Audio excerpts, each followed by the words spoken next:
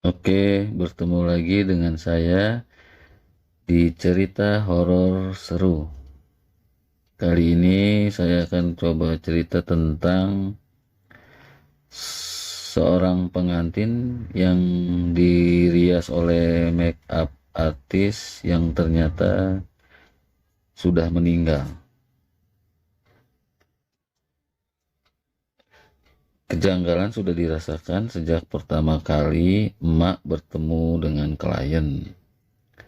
Saat menyambut emak dan timnya, klien tersebut seolah sudah bertemu sebelumnya.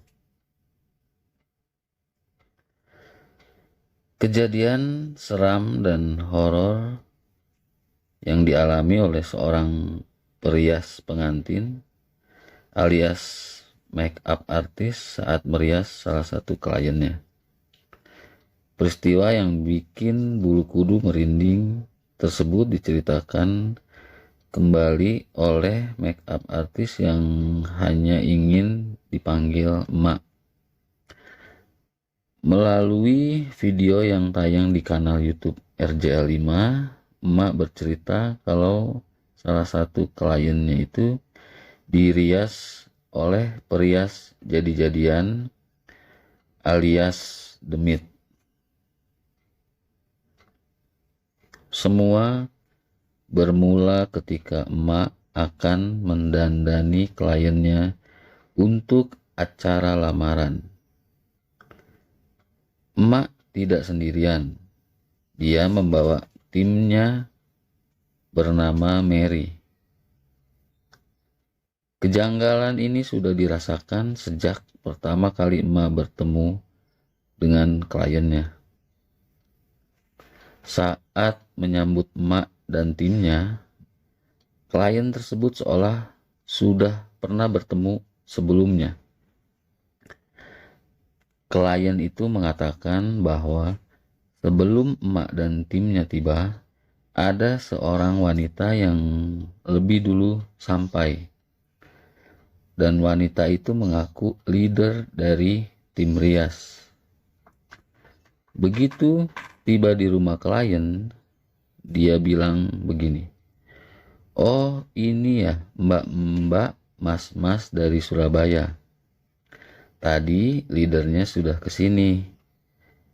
Sudah kasih tahu kalau jam segini kalian akan datang ke sini." "Bingung aku mas," ujar emak. Seramnya, ciri-ciri fisik wanita yang mengaku sebagai leader yang disebutkan oleh kliennya hampir mirip dengan emak.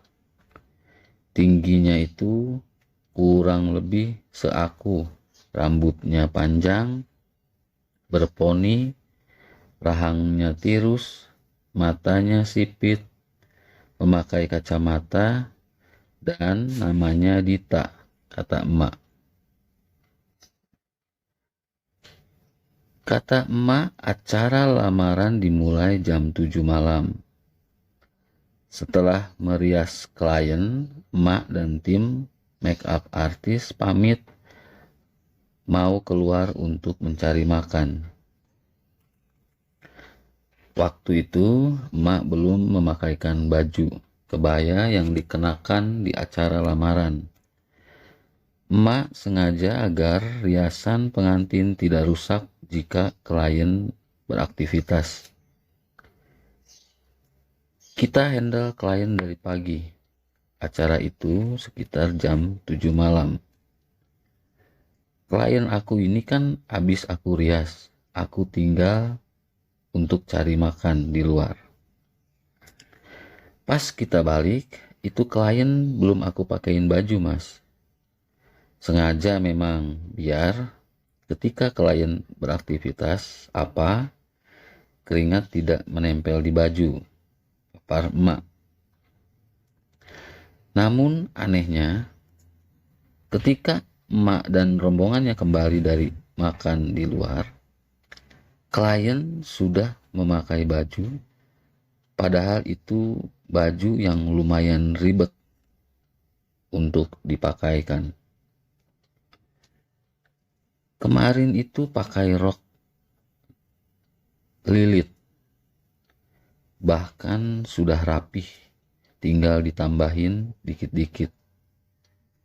Ungkap emak masih terheran-heran. Merasa belum memakaikan baju kebaya yang cara pasangnya ini memang ribet.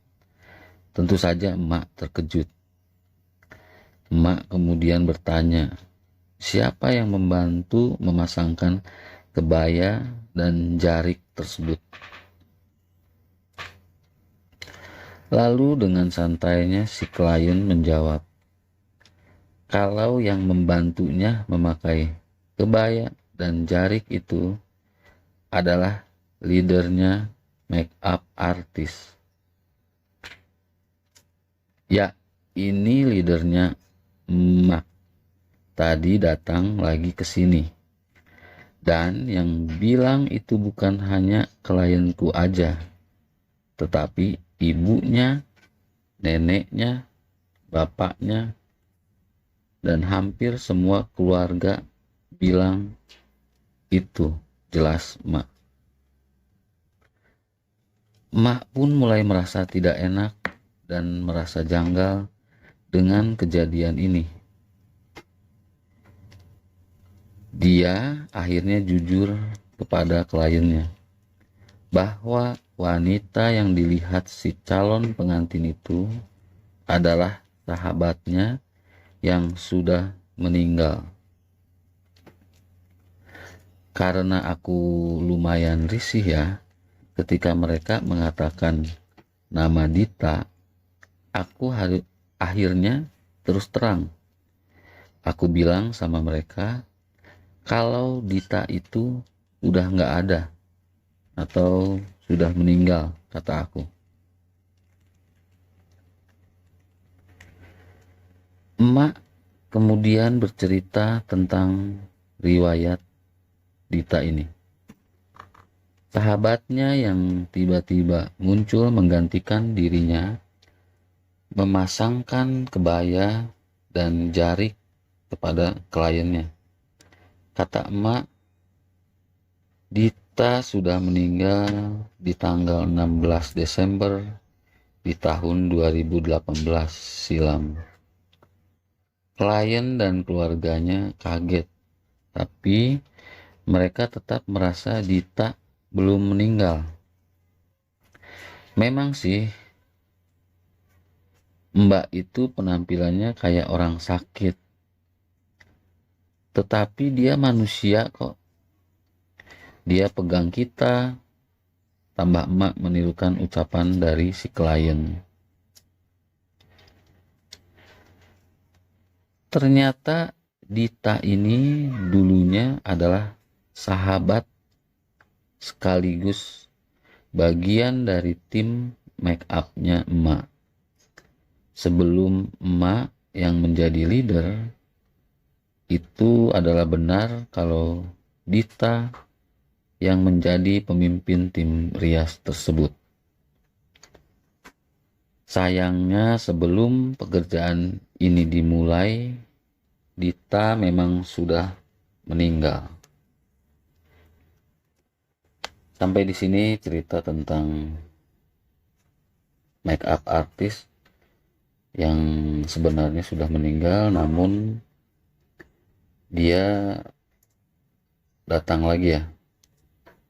Mungkin biasanya yang kayak gini itu memang terlihat seperti manusia, namun kalau dijelaskan lagi kalau ini itu sebenarnya bukan manusia.